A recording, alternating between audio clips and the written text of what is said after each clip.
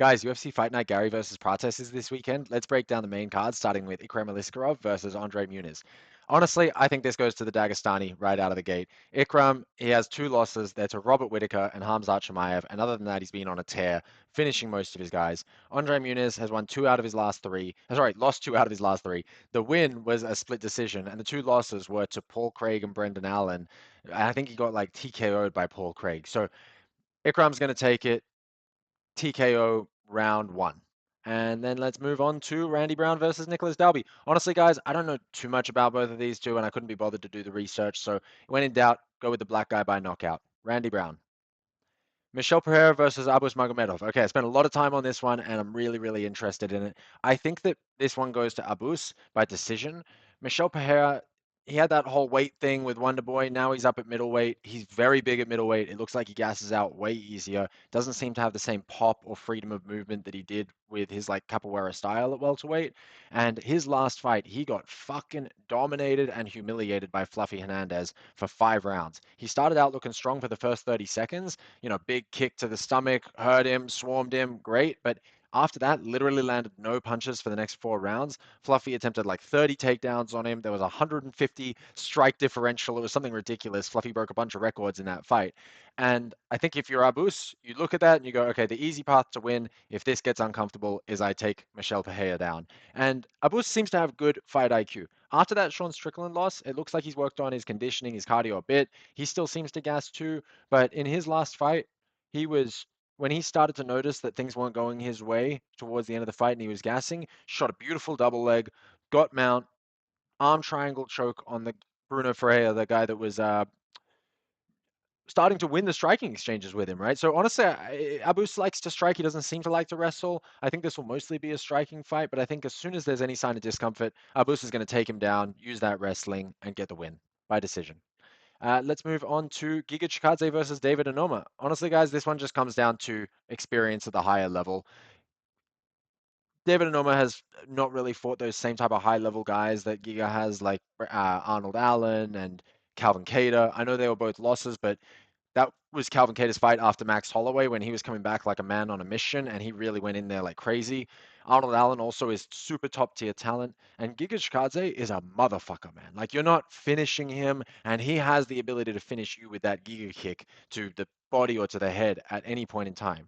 If you ever want some fun highlights, go check out Giga Kick highlights, and you will just see the craziest left kicks getting uncorked by this guy ever. Anyway, Giga Chikadze, I'm gonna go KO round one. Anthony Smith versus Zhang Mingyang. Zhang Mingyang sort of looks like he could be my Chinese cousin, so that's why we're going for him. No, we're going for him because honestly, he's going to fucking walk through Anthony Smith. It's going to not even be close. Anthony Smith is not the best fighter in general, but this is also his retirement fight. And usually when it's someone's retirement fight, that's a bad sign. But for fucking Lionheart, Lionheart? Lionheart? I'm watching the game as Lionheart. No, his name is Lionheart. That's a problem. I mean, this is going to be bad, dude. Zhang Mingyang has finished his last 11 opponents in the first round. Although before that, his record's not great. He has like 6 pretty ugly losses in there.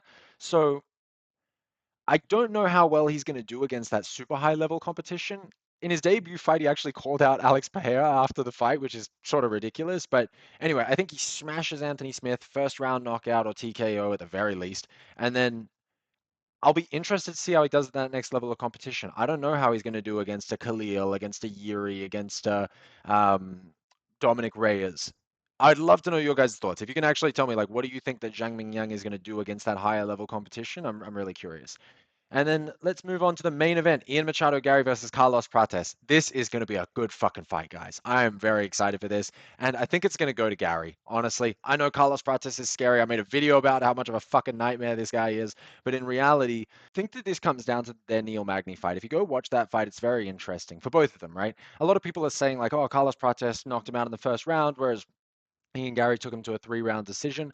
That 3-round decision was Ian Garry toying with Neil Magny the whole time, right?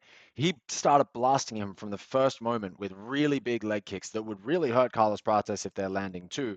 With that being said, Magny honestly seemed to like take those really horribly from the first one, and I don't think that the Neil Magny that either of these guys fought is the same one that had his like massively long welterweight streak or anything like that. But it showed that Gary has a lot of control. It showed that Gary can be mean and can just hurt a guy and just play with him and toy with him if he wants to. He barely broke a sweat in that fight. And you could maybe go, okay, he doesn't have a killer instinct, whatnot. I think he wanted it to be that way. He said it in the post-fight interview. He said it in the pre-fight press conference now.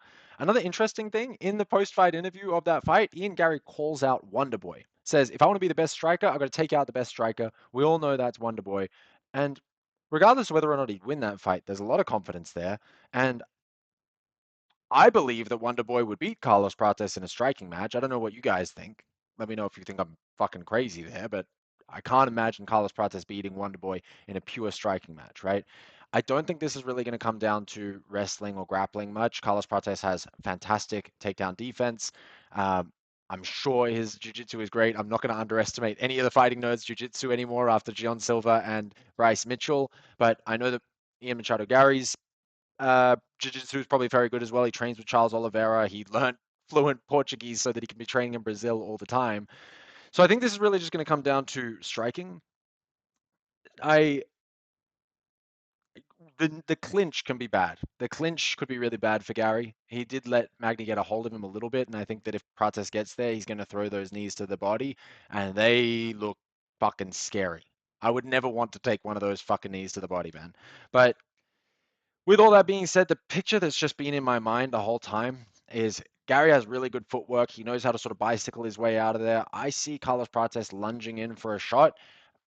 Gary not being there, stepping just out of the way and smashing him with that fucking right hand.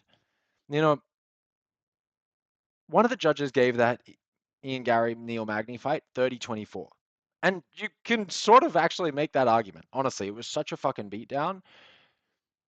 I think that that was because he knew that Neil Magny was not that much of a threat. I believe that he is 100% aware of the threat that Carlos Prates brings in the striking, and he's going to want to get him out of there as quickly as he possibly can. I think he has also taken that loss from Shavkat and evolved from it. Whether you like Ian Gary or not, you can't deny the fact that he is adamant about being a world champion one day. And I don't think that that loss to Shavkat completely demotivated him or made him feel like that's not possible. I think he just realized he needs to get his game to another level. So I'm excited to actually see the level of fighter that Ian Gary is now after that loss to Shavkat. Second round, TKO, but it's going to be a big shot that puts him down, and then either just some easy finish work or Ian's going to let him get back up, do a bit more damage to him, and the ref will stop. Unless the referee is Keith Peterson, who was the same referee in the Neil Magny Ian Gary fight, and if it was any other ref, that fight gets stopped. Keith Peterson just wanted Neil Magny to fucking never walk again. Carlos Prates is scary, guys. He has that damage, but can he close that distance? And if he's trying to close that distance all the time, can he do it for 5 rounds? I don't know. I don't think it's going to happen. All right. Let me know what you think. Let me know if you think my picks are fucking stupid. Let me know if you agree. Last week, 2 weeks ago, I went 2 and 3, but my two were the main event and co-main event. So with O'Malley math, I really came out 3-2. The week before that, I was 5-1. Let's see if we can beat that. We're going 6-0 this week, boys. Peace. See ya.